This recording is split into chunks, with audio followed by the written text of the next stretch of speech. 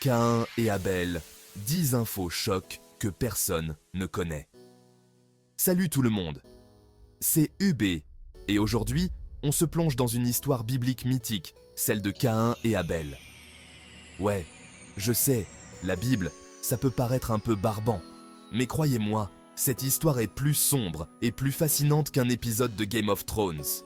Préparez-vous à des révélations de dingue, des trahisons familiales et des malédictions divines. Restez bien accrochés, parce qu'on va décrypter ensemble 10 infos capitales sur Caïn et Abel. C'est parti!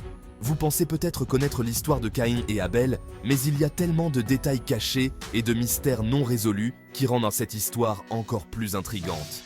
Imaginez deux frères, l'un agriculteur, l'autre berger, vivant dans un monde où chaque action est scrutée par des forces divines.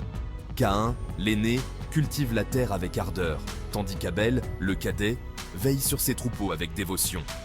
Mais derrière cette apparente tranquillité, des tensions bouillonnent, des jalousies se forment, et des choix fatidiques sont sur le point d'être faits.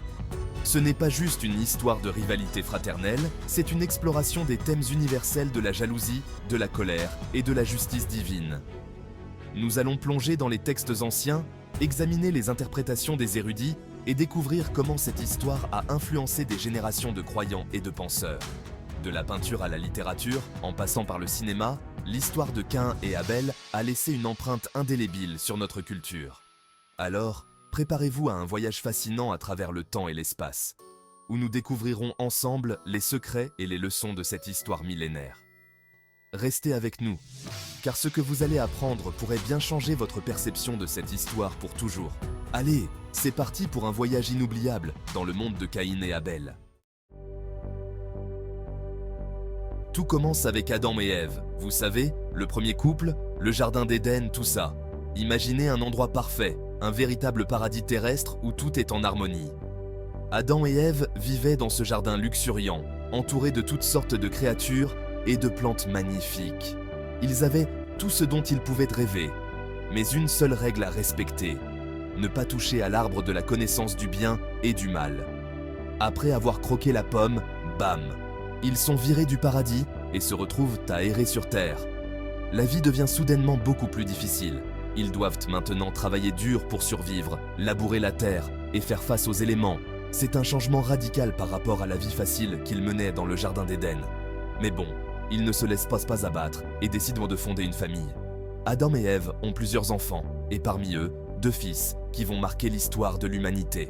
Ils espèrent que leurs enfants pourront vivre en paix et prospérer malgré les difficultés de leur nouvelle vie sur Terre. Et c'est là que nos 2 protagonistes entrent en scène. Caïn, le premier-né, et Abel, son petit frère. Caïn est un agriculteur, il travaille la terre et cultive des plantes. Abel, quant à lui, est un berger, il s'occupe des troupeaux. 2 métiers différents, mais complémentaires, qui devraient théoriquement les rapprocher. 2 frangins, ça devrait être cool, non? Ils grandissent ensemble, jouent ensemble et partagent de nombreux moments de complicité. On pourrait penser que cette fraternité serait synonyme de soutien et d'entraide. Après tout, ils sont de la même famille, ils partagent le même sang. Eh bien, accrochez-vous, parce que ça va déraper assez rapidement. La jalousie et la rivalité vont s'installer entre eux. Caïn commence à ressentir de l'amertume envers Abel, surtout lorsque Dieu semble préférer les offrandes de son frère. Cette tension va grandir et mener à des conséquences tragiques. La naissance des frères ennemis est une histoire de passion, de jalousie et de trahison qui résonne encore à travers les âges. Bon, on est à l'époque où il n'y a pas vraiment de fast-food ou de Netflix, alors comment on s'occupe? La vie quotidienne est bien différente de ce que nous connaissons aujourd'hui.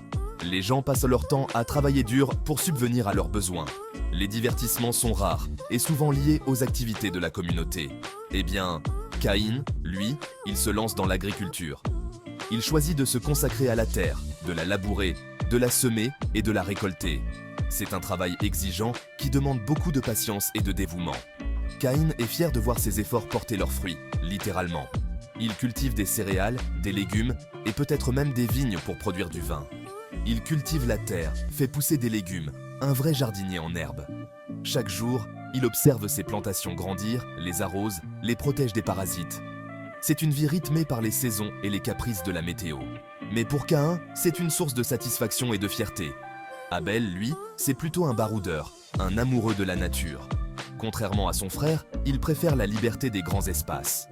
Il devient berger, un métier qui lui permet de passer ses journées en plein air, entouré de ses moutons. Abel trouve une grande paix et une connexion profonde avec la nature dans cette vie nomade. Il devient berger et passe ses journées à s'occuper de ses moutons. Il veille sur eux, les mène au pâturage, les protège des prédateurs. C'est un travail solitaire, mais gratifiant. Abel développe une relation spéciale avec ses animaux, les connaissant tous par leurs noms et leurs habitudes. Bref, deux frères, deux styles de vie complètement différents. L'un est enraciné dans la terre, l'autre est en mouvement constant. Ces différences ne sont pas seulement professionnelles, elles reflètent aussi leur personnalité et leur vision du monde. Caïn est plus pragmatique et terre à terre, tandis qu'Abel est rêveur et spirituel. Mais est-ce que ça suffit pour créer une tension familiale? Oh que oui! Les différences entre Caïn et Abel ne tardent pas à provoquer des frictions. La jalousie, l'incompréhension et les attentes familiales exacerbent les tensions. Chacun des frères pense que son mode de vie est supérieur, ce qui alimente les conflits. Cette rivalité fraternelle est un thème universel qui résonne encore aujourd'hui, montrant comment les différences peuvent à la fois enrichir et compliquer les relations familiales. Un jour, Caïn et Abel décident de faire une offrande à Dieu. C'est un peu comme un cadeau pour le remercier de tout ce qu'il fait. Caïn, généreux, apporte une partie de sa récolte, des beaux fruits, des légumes bien frais. Abel, lui, choisit d'offrir le meilleur de son troupeau, un agneau bien dodu et appétissant. Jusque-là, tout va bien, sauf que Dieu, on ne sait pas trop pourquoi, préfère l'offrande d'Abel. Peut-être qu'il était à fond dans son régime paléo ce jour-là, allez savoir. Chapitre 4. Imaginez la scène. Caïn voit que son offrande est rejetée, tandis que celle de son frère est bénie par Dieu. Le mec est vert de jalousie, mais genre vert fluo. Il commence à ressentir une haine profonde envers Abel, une haine qui le ronge de l'intérieur. C'est là que l'histoire prend une tournure vraiment sombre, car la jalousie, mes amis, c'est un sentiment destructeur. Chapitre 5. Caïn, aveuglé par la rage et la jalousie, attire Abel dans un champ isolé. Là, sans crier gare, il se jette sur son frère et le tue de sang-froid.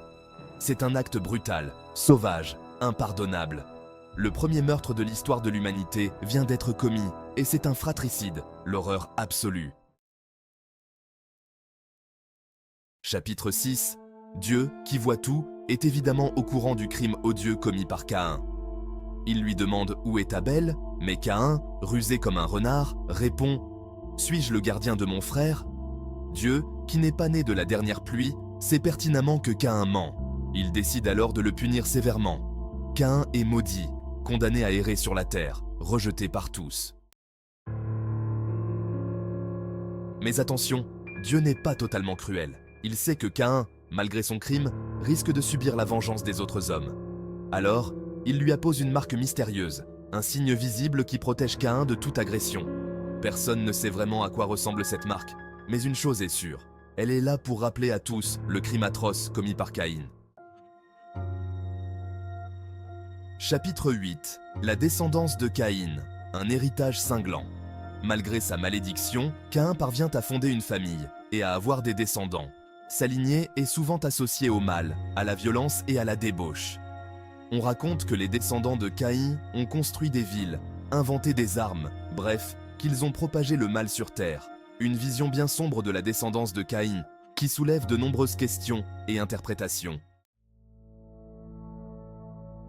Chapitre 9. La leçon morale, un écho à travers les âges. L'histoire de Caïn et Abel, bien qu'ancienne, résonne encore aujourd'hui avec une force incroyable. Elle nous met en garde contre les dangers de la jalousie, de la colère et de la violence. Elle nous rappelle que nos actes ont des conséquences, et que même le pire des crimes ne peut rester impuni. C'est un appel à la fraternité, à la compassion et au respect de l'autre. Chapitre 10. L'impact culturel. Un récit, 1000 visages. Depuis des siècles, l'histoire de Caïn et Abel a inspiré artistes, écrivains, philosophes et théologiens. On la retrouve dans la peinture, la littérature, la musique, le cinéma. Chacun y voit une interprétation différente, une nouvelle façon de comprendre la nature humaine. la relation à Dieu, le bien et le mal. Une chose est sûre, l'histoire de Caïn et Abel continuera à nous fasciner et à nous interroger pendant encore longtemps. Voilà les amis, on arrive à la fin de cette vidéo explosive sur Caïn et Abel. J'espère que vous avez appris des choses et que vous avez pris conscience de la puissance de cette histoire intemporelle. N'hésitez pas à partager vos théories et vos interprétations dans les commentaires, ça m'intéresse de vous lire. Et surtout, n'oubliez pas, la jalousie, c'est pas cool. Allez, ciao tout le monde, et à la prochaine pour de nouvelles aventures bibliques.